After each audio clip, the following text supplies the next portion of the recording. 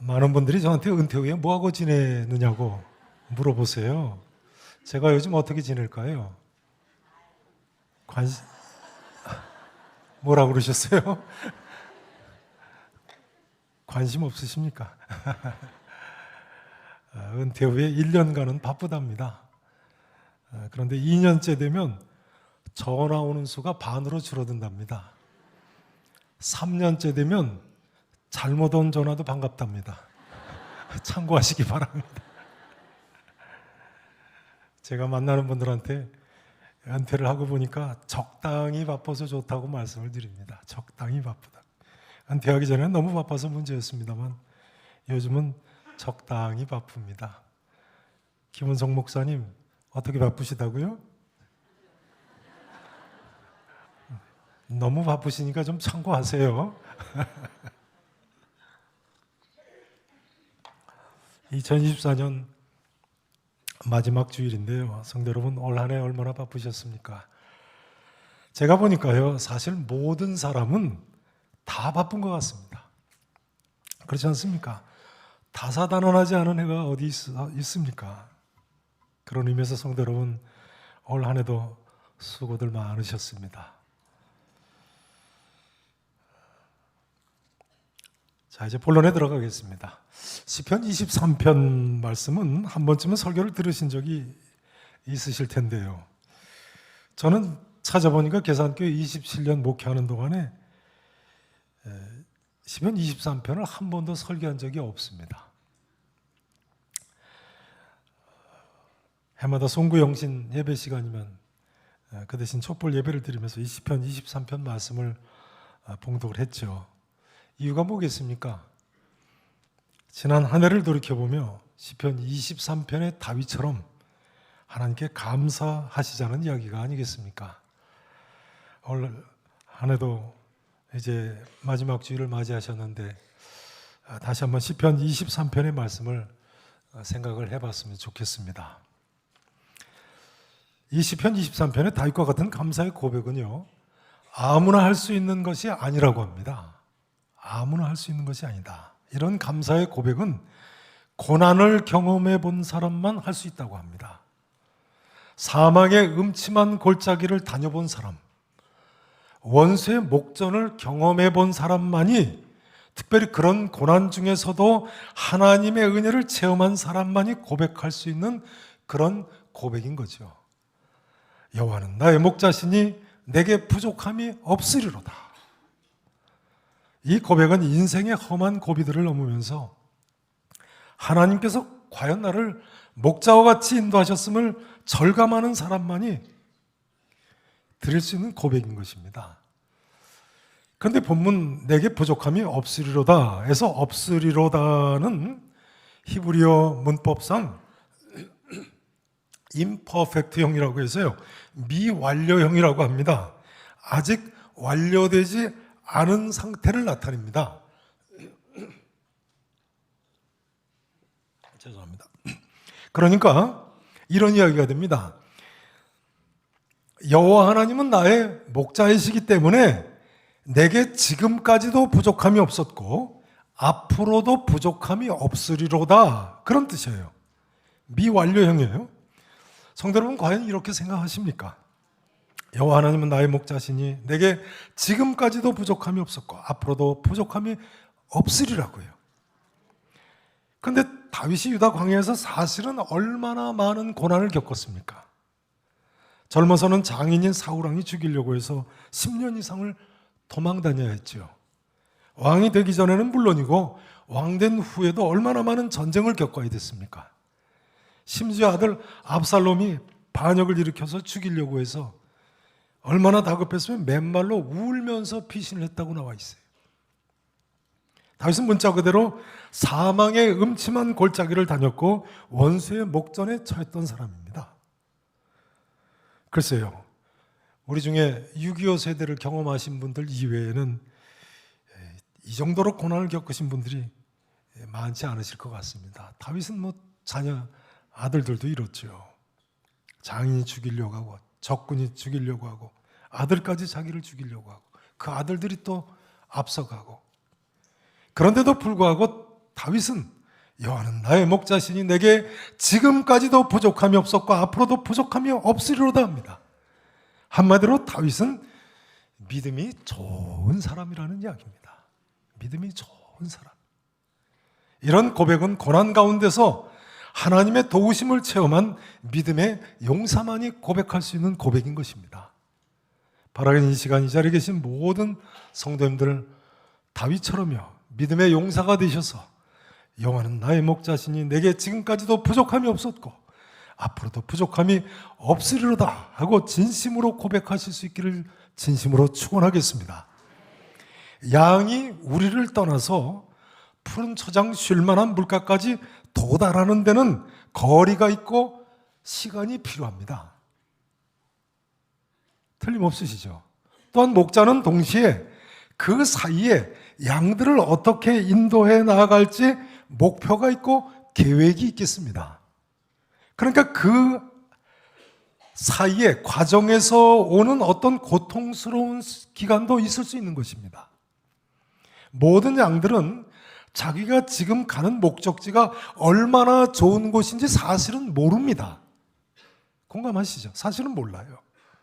그리고 자기 생각에 조금만 좋은 풀이 보이거나 괜찮은 물이 보이면 도중에 자기 원하는 길로 마음대로 가려고 합니다. 그 길로 가면 마침내는 굶주리게 되고 때로는 길을 잃고 방황하게 되고 심지어 목숨까지 잃게 되는데도 말이죠.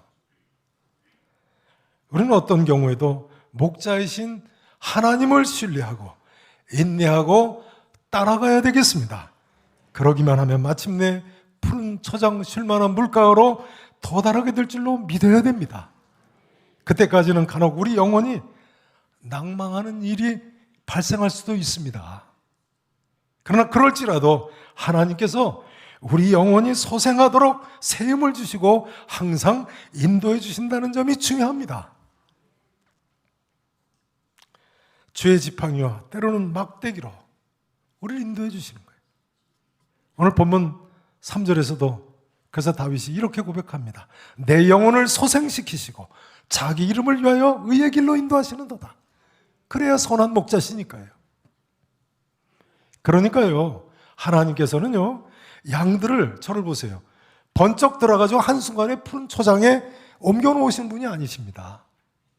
서로 힘들고 어려운 길이 있다고 할지라도 한 걸음씩 한 걸음씩 먼저는 우리의 영혼을 어떻게 시켜주세요? 소생시켜주세요. 그리고 주님께서 원하시는 목적지로 마침내는 인도해 가시는 분이 우리 하나님이십니다. 여러분, 이런 이야기가 되겠습니다. 2024년 그토록 기도했어도 아직까지도 힘든 일이 내게 남아있다고 하실지라도요 머잖아 말입니다. 푸른 풀밭 쉴만한 물가로 하나님께서 인도해 주실 줄로 믿으시기를 바랍니다. 물론 시편 23편에 내게 부족함이 없으리로다 하는 고백은요 물질적인 차원, 무슨 어떤 환경이나 여건만을 언급하는 것이 아닙니다. 영적인 경우까지 포함합니다. 무슨 경우까지 포함한다고요? 영적인 경우까지요. 사랑하신 성도 여러분, 2024년 올 한 해도 나의 영육간의 모든 필요를 채워주신 하나님께 시편 23편의 다윗처럼 감사하시면서 오늘 이 자리에서 일어서실 수 있기를 바랍니다.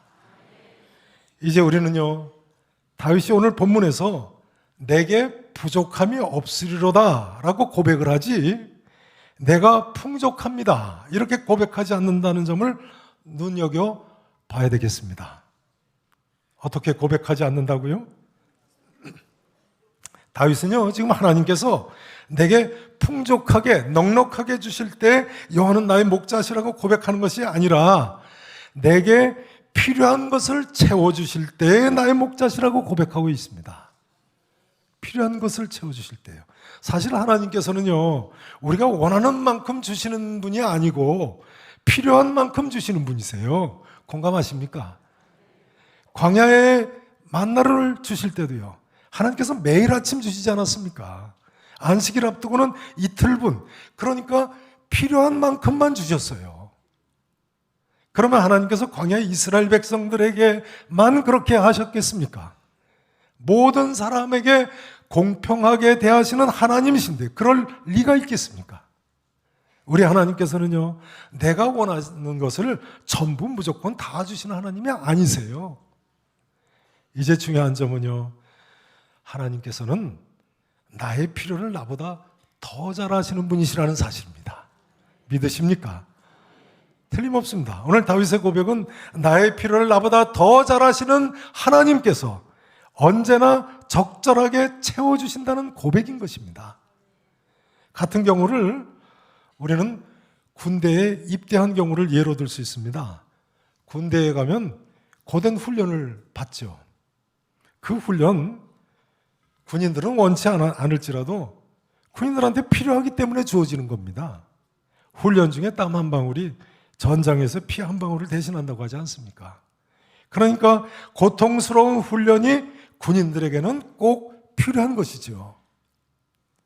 내게 부족함이 없다는 말씀은요, 바로 이런 차원에서도 진리인 겁니다.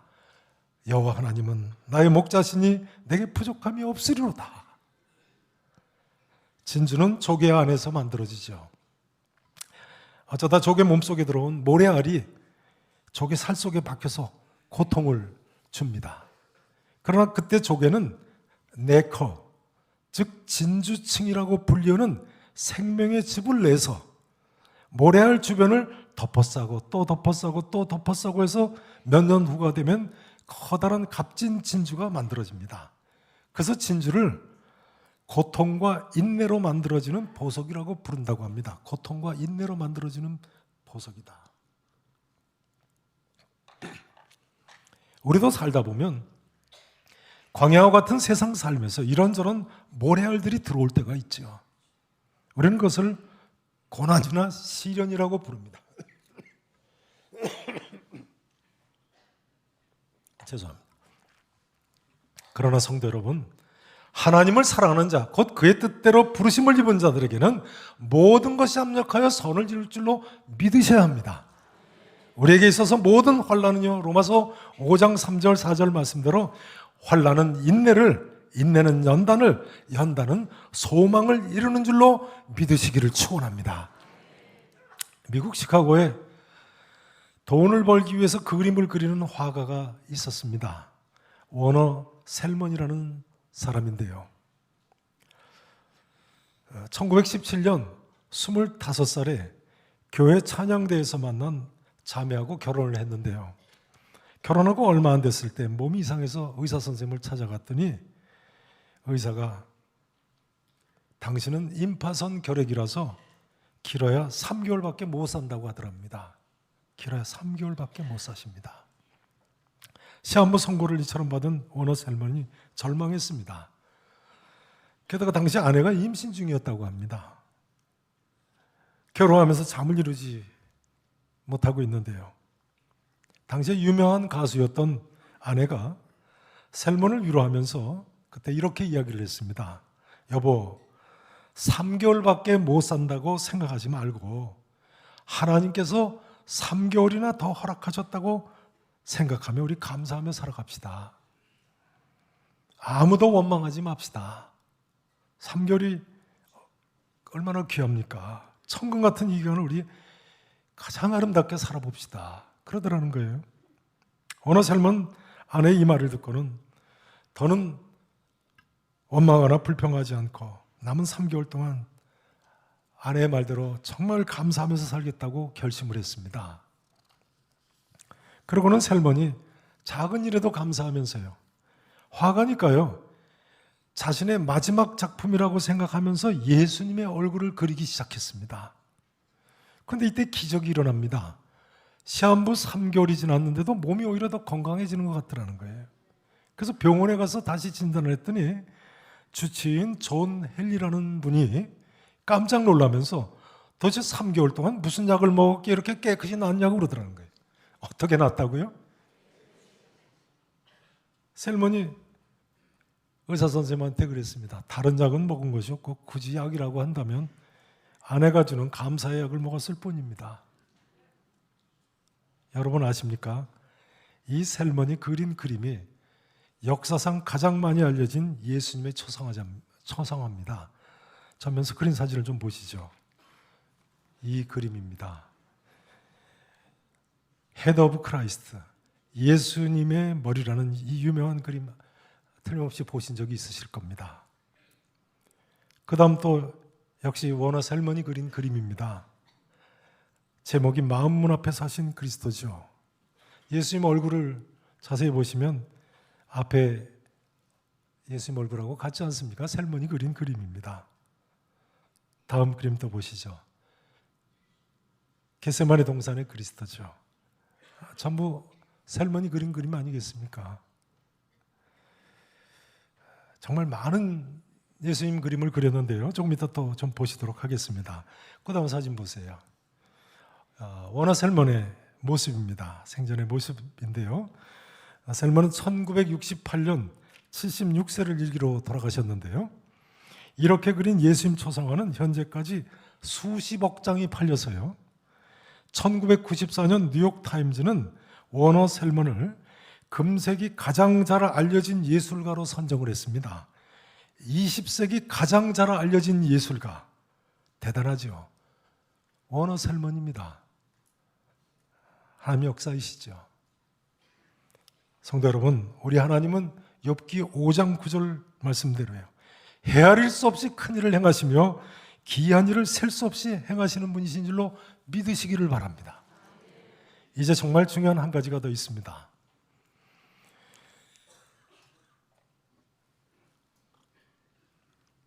요한복음 10장에 보면요, 예수님께서 나는 선한 목자라고 가르치셨다는 점입니다. 오늘 본문에서 다윗은 누가 자기의 목자라고 고백합니까? 여호와 하나님이 나의 목자시라고 고백을 했죠. 그런데 다윗 이후에 1000년쯤 지나서 같은 유대 땅에 예수라는 사람이 나타나더니 내가 선한 목자다, 다른 사람은 다 사꾼이요 절도며 강도라고 외치는 거였습니다. 당시 유대인들은 이게 뭐지 했을 겁니다. 그 정도가 아니라 저 사람 미친 사람이구나, 신성모독이다, 귀신 들린 사람이면 틀림없다고 했겠죠. 실제 당시 사람들이 그렇게 생각했죠. 심지어 귀신의 왕 바알세불이 들렸다고 하지 않았습니까? 그러다 보니까 신성모독죄니까 돌로 쳐서 죽여야 되겠다, 십자가 못 박아 저주받은 자로 나무에 매달아야 되겠다 한 거예요. 그래서 요한복음 10장 11절에서 예수님께서 나는 선한 목자라고 하시고, 또 같은 장 14절에서도 나는 선한 목자라고 하실 때 그 아래 20절에 보면요, 유대인들이 그가 귀신 들려 미쳤다고 하고 그 아래 보시면 돌을 들어서 치려고 했다고 나와 있어요. 그러면요, 예수님께서는 하나님이 선한 목자이신데 왜 내가 선한 목자라고 하셨겠습니까, 여러분? 왜 내가 선한 목자라고 하셨을까요? 삼위일체 하나님이시기 때문에요. 그분이 삼위일체 하나님이시기 때문에. 여러분, 예수님은 양된 우리의 선한 목자이신 줄로 믿으시기 바랍니다. 예수님께서 이 땅에 오신 것은요, 예수님 말씀대로 양으로 생명을 얻게 하고 더 풍성히 얻게 하려는 것인 줄로 믿으셔야 돼요. 예수님께서 이 땅에 오신 것은 양으로 생명을 얻게 하시고 곧 양된 우리를 구원하게 하기 위해서요. 또한 구원을 받을 뿐만 아니라 더 풍성한 삶을 살게 하기 위해서. 그러니까 들어가며 나가며 구원을 받고 들어가며 나가며 풍성한 꼴을 얻게 하기 위해서요. 선한 목자이시기 때문에. 성도 여러분, 그렇기 때문에 이런 이야기가 됩니다. 우리는 이제 다윗처럼 여호와는 나의 목자시니 내게 부족함이 없으리로다, 그렇게 고백을 할 뿐만 아니라 이렇게도 고백할 수 있어야 됩니다. 예수님은 나의 목자시니 내게 부족함이 없으리로다. 지금까지도 그가 나를 푸른 풀밭에 누이시며 쉴만한 물가로 인도하셨고 앞으로도 나를 푸른 풀밭에 누이시며 쉴만한 물가로 인도하시리로다. 자, 이제 워너 셀먼의 그림을 조금 더 보셨으면 좋겠습니다. 이 그림도 또한 워너 셀먼이 그린 그림입니다. 선한 목자라는 제목의 그림인데요, 틀림없이 보신 적이 있으시죠? 오늘 본문 시편 23편의 내용을 그림으로 그리고 있죠. 그런데요, 보세요. 목자를 누구로 그리고 있습니까? 예수님으로요. 그런데요, 자세히 보세요. 목자가 어떤 양을 안고 있습니까? 어린 양, 약한 양, 어쩌면 병들었을 양, 지친 양을 안고 계시지 않습니까? 여러분, 우리 주님은 이처럼 우리의 선한 목자이십니다. 자, 그 다음 그림도 보시죠. 이 그림도 셔먼이 그린 그림입니다. 제목이 크라이스트 아워 파일럿, 그리스도는 우리의 파일럿이라는 그림입니다. 이 예수님의 모습이 인생 항해길에서 풍랑 만난 것 같은 사람들에게 얼마나 큰 위로가 되었습니까? 주님이 우리 인생의 풍랑 가운데서도 이처럼 나와 함께 하심을 믿으실 수 있기를 바랍니다. 자, 이제 다시 한번 예수님의 초상화를 보시겠습니다. 셀만이 비슷한 예수님 초상화를 평생 많이 그렸는데요, 이 대표적인 초상화는 1940년에 그렸습니다. 그 해에만 500만 부가 팔렸다고 합니다. 1940년이니까요. 예수님의 이 초상화가 제2차 세계대전을 겪는 수많은 사람들에게 큰 위로를 줬다는 거예요. 그토록 고난을 받는 원어 셀먼을 통해서 하나님께서 전쟁으로 고통받는 수많은 영혼들에게 그 큰 위로를 주실 계획을 가지고 계신지, 애초에 셀먼이 시한부 선언을 받고 건강 때문에 하늘이 무너지는 것 같을 때 감히 누가 알 수 있었겠습니까, 여러분? 여러분, 우리 주님은 이런 주님이십니다. 이제 마지막으로 복음 찬송 한 장을 다 같이 신앙 고백으로 함께 부르시고 마치도록 하겠습니다. 반주를 좀 부탁드립니다. 키를 좀 낮춰주셔야 될 것 같습니다. 제목은 왜 나만 겪는 고난이냐고 불평하지 마세요입니다. 우리 신앙 고백으로 들으십시다. 왜 나만 겪는 고난이냐고 불평하지 마세요. 불평하지 마세요. 고난의 뒤편에 있는 주님이 주실 축복, 편에 있는 주님이 주실 축복 미리 보면서 감사하세요. 너무 견디기 힘든 지금 이 순간에도, 힘든 지금 이 순간에 주님이 일하고 계시잖아요. 아멘.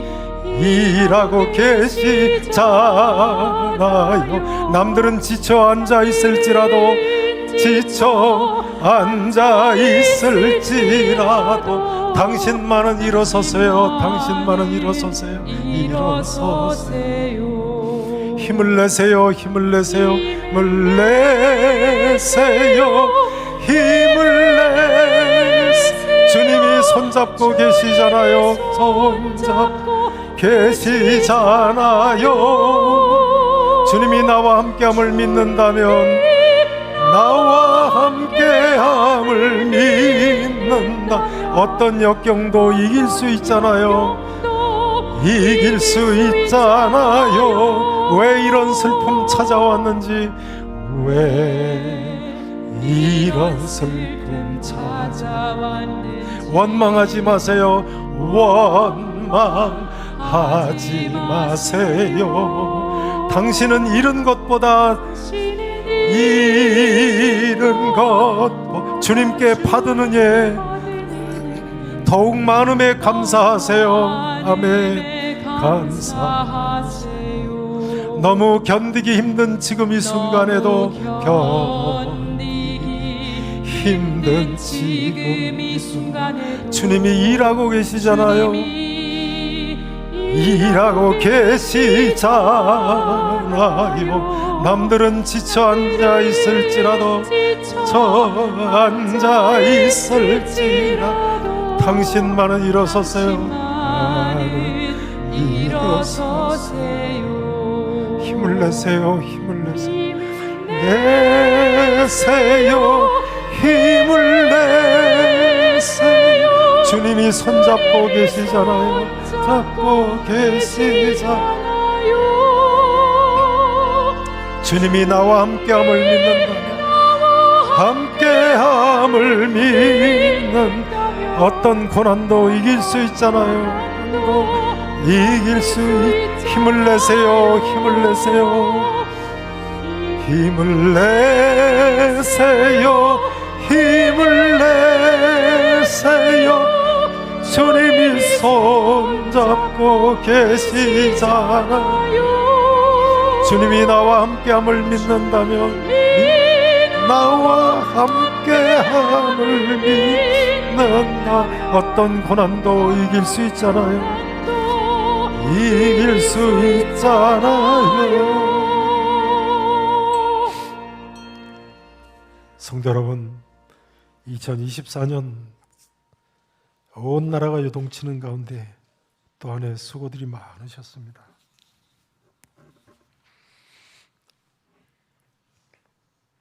세상이 어떻게 변하든 간에 우리가 살 길은 오직 이 한 길뿐인 줄로 믿습니다. 참 선한 목자 되신 우리 주님을 의지하며 믿음으로 사셔야겠습니다. 이 길만이 우리 영혼이 사는 길이고, 우리 가정이 사는 길이고, 우리 교회가 사는 길이고, 우리 나라가 살 길인 줄로 믿습니다. 우리 이 시간 한번 주님께 인생의 모든 문제를 다 맡기고 주님을 기대하시며 함께 기도하고 영혼의 소생함을 다시 한번 얻고 새 힘을 얻고 일어서실 수 있기를 바랍니다. 우리 같이 함께, 제가 먼저 오늘 마지막 6절 말씀을 읽겠습니다. 따라서 읽으시고 함께 기도했으면 좋겠습니다. 따라서 읽으시겠습니다. 내 평생에 선하심과 인자하심이 반드시 나를 따르리니 내가 여호와의 집에 영원히 살리로다. 아멘. 우리 다 함께 두 손 모아 기도하십시다.